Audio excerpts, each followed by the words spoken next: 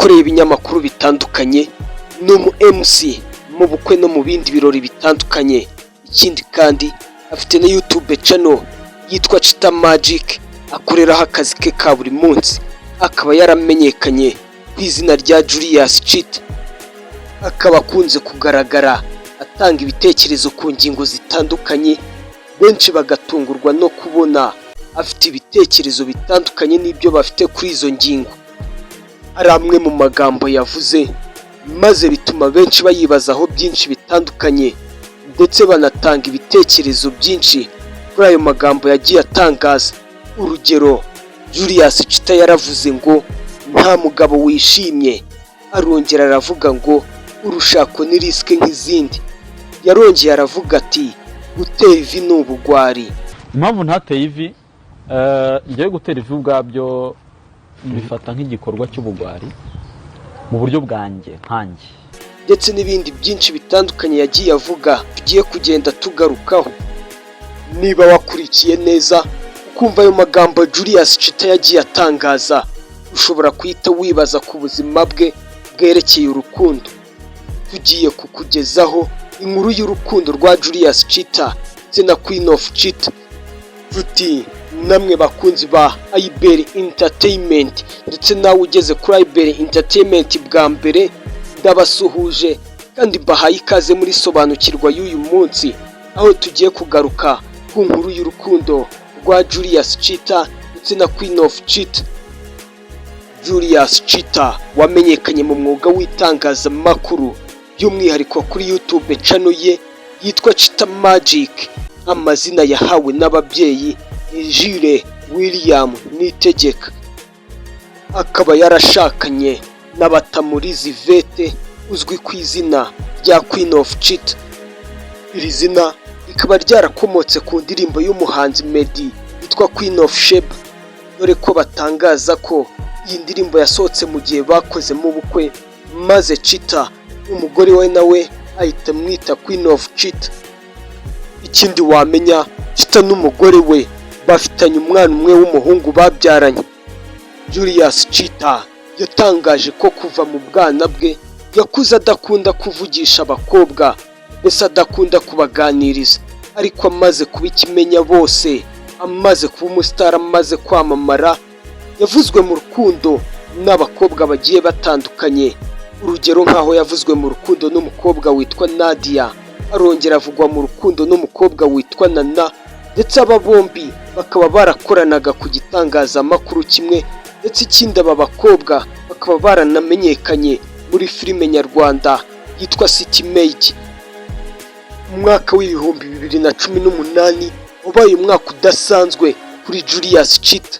Nk'uko asanzwe abikora, yari ayoboye ubukwe abinyujije mu mpano afite idasanzwe yo kwigana amajwi y'abantu benshi batandukanye. Atangiye kwigana amajwi ya bamwe mu basitari, maze abari bitabiriye ubukwe bamwe muri bo bafata amatelefone batangira gufata amashusho. Mu bafataga amashusho harimo n'umukobwa mwiza witwa Batamurizi Vete.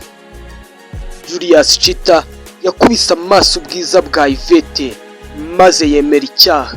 Julius Chita yakoresheje ibishoboka byose maze atahana Instagram ya Ivete. Julius Chita ubwo batangazaga iyi nkuru y'urukundo rwabo, yavuze ko atahana Instagram ya Ivete atashakaga iyo video yari yafashe, ahubwo yashakaga Ivete.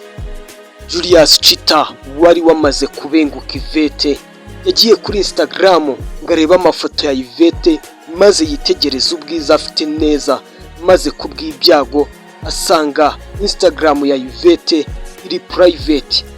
Nta kindi Julius Chita yakoze, yashyizeho request yo kugira ngo abe yagira icyo abasha kubona kuri Instagram ya Ivete, maze Ivete ayemera hashize nk'iminsi 3. Chita amaze kwemererwa kwinjira kuri Instagram ya Ivete ngo abe yagira icyo abasha kubona, yasanze hariho uturabo, asanga hariho utuntu tw'ijambo ry'Imana, asanga hariho n'amafoto yijimye atagaragaza ubwiza bw'umuntu. Kuganirira kuri Instagram, ariko kubera ko Batamuriza yakoreshaga Instagram inshuro nke cyane, yasubizaga Chita hashize iminsi, maze Chita wari ufite amagambo make wakuze adafite impano yo gutereta abakobwa yabonye abuze icyo avuga maze ahita yohereza SMS ndende yibwira Batamuriza neza maze ashyiraho na nomero ze za telefone ahita anamubwira ati niba bishoboka nawe wohereze nomero zawe. Batamuriza akimara kubona iyo SMS nawe yahise yohereza nomero ze maze we na Chita batangira urugendo rwo kujya baganirira kuri telefone gutyo.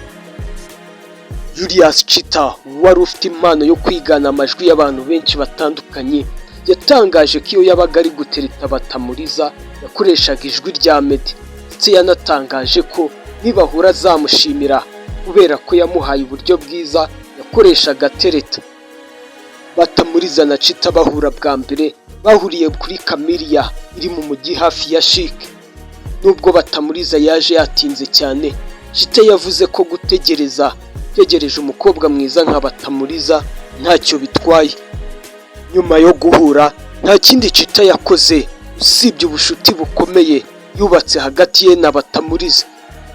Nubwo Batamuriza atabikundaga, Julius Chita yajyaga ava i Gikondo mu mujyi cyangwa se ku Gisozi aho yari atuye akajya gufata Batamuriza ku ishuri aho yigaga Sonatibe akamucyura aho yabaga Kicukiro.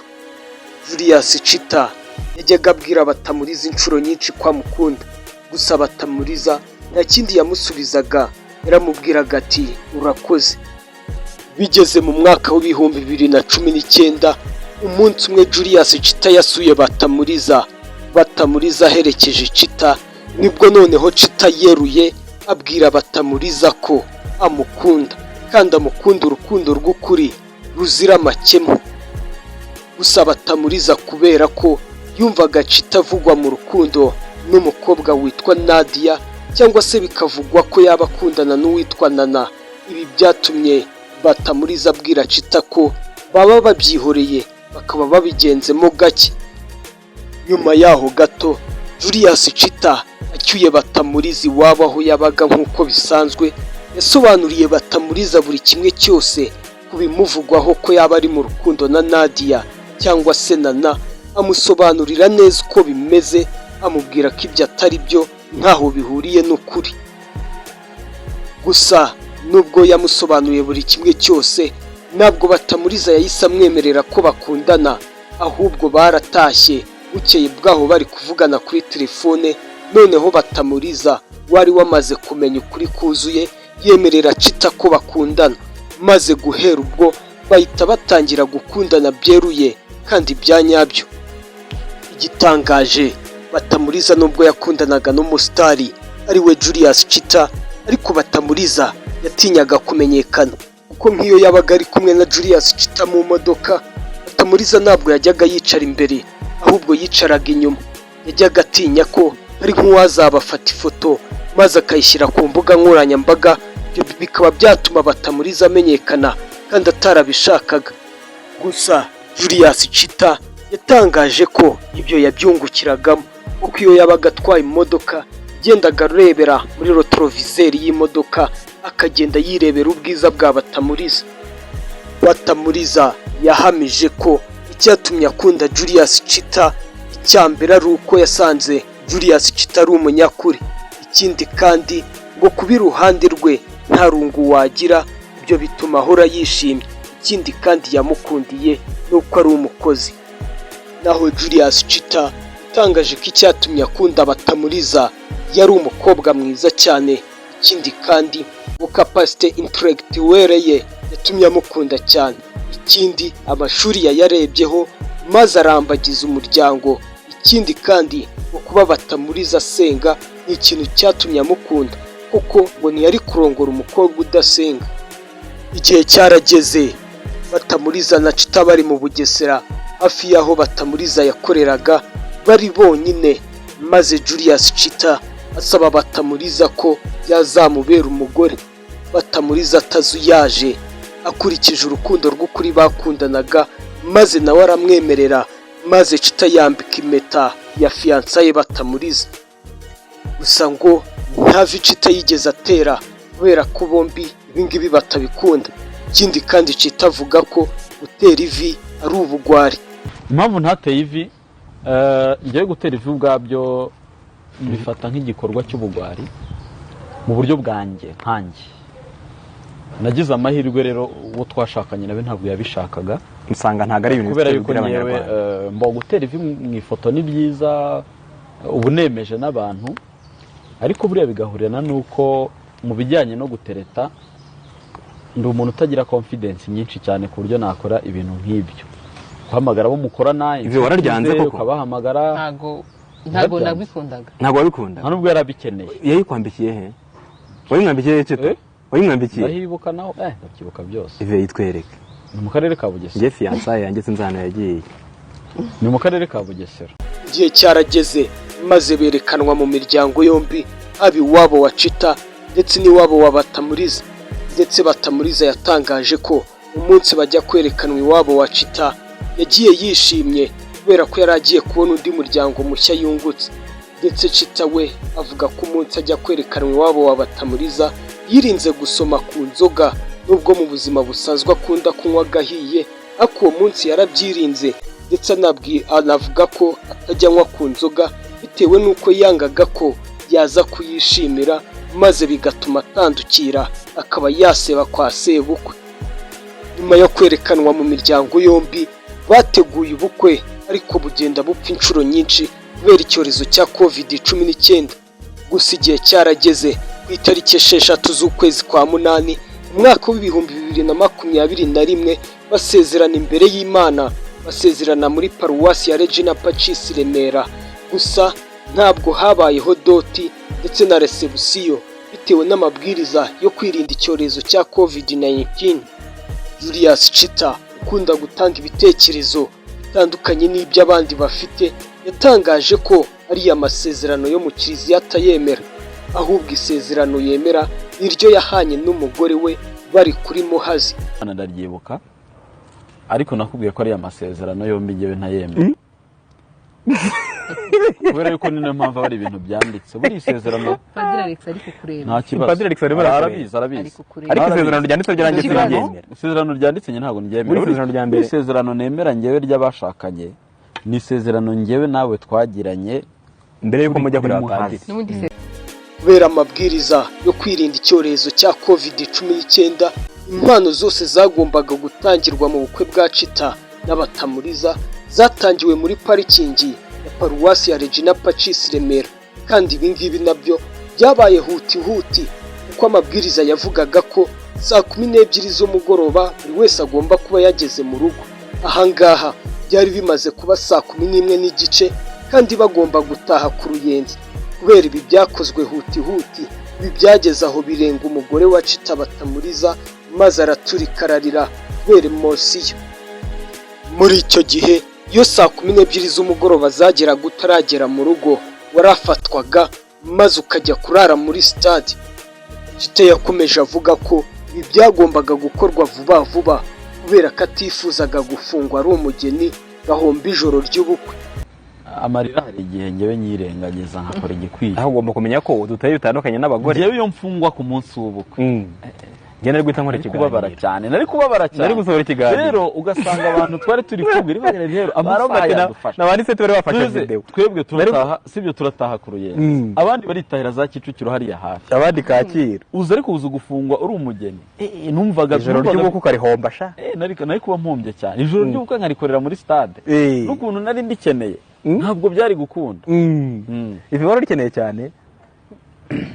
Ndani ndikeneye. Ijoro ry'ubukwe. Nta mugore ubutarikeneye. Gute? Kuza umunsi wa mbere. Ko bari badu. Ugarutse ku yandi magambo Chita yatangaje, yaravuze ngo yemera amahirwe, ngo namwemera Mana ugira imyumvire nk'iyo ngiyo. Irindi jambo muyo Chita yavuze twasorezaho, yaravuze ngo kuba umugabo cyangwa umugore ari mwiza ibyo ntibihagije, sibyo byubaka urugo, ahubwo ibyo biguha ubutumwa bw'uko ugomba kumubera uwo wamusezeranyije. Ayo namwe mu magambo agiye atandukanye yagiye avugwa na Chita. Naho Queen of Chita cyangwa se Batamuriza Yvette yatangaje ko ibintu byamufashije kugira ngo yubake urugo rwe neza. Ikintu cya mbere cyamufashije ari isengesho, ikindi cya kabiri ni ukuganira n'umugabo we, ikindi cya gatatu yunze mu cyo umugabo we yavuze maze aravuga ati ubwiza ntabwo bwubaka ahubwo icyo utanga ku rugo no kuba wabyaye nicyo cyubaka. Ntabwo ubwiza bwubaka ahubwo ni icyo utanga mu rugo rwawe. Amen. Ni icyo utanga ku bana wabyaye, uburere se, utanga ibyishimo uri mu muryango wanyu, muri sosiyete se, mu muryango aho washatse, ni icyo utanga. Ntabwo ubwiza buhagije. Mva umugore w'umunyabwenge nta nicyo bumaze. Chita na Batamuriza bafitanye umwana umwe w'umuhungu babyaranye ndetse bari no kwitegura kwibaruka undi. Muri sobanukirwa y'uyu munsi twakugezagaho inkuru y'urukundo rwa Chita na Batamuriza Yvette, ndetse kandi twakugejejeho namwe mu magambo Julius Chita yagiye avuga. Nshuti namwe bakunzi ba IBL Entertainment, ndabashimiye cyane mwebwe mwese mwateze amatwi iki kiganiro, bibutsa gukora subscribe batarayikora kugira ngo ibiganiro n'ibindi bintu byinshi bitandukanye by'ubwenge tuzajya tugenda tubagezaho hano kuri IBL Entertainment bijye bibasha kubageraho 5 kuri 5. Ugira amahoro y'Imana.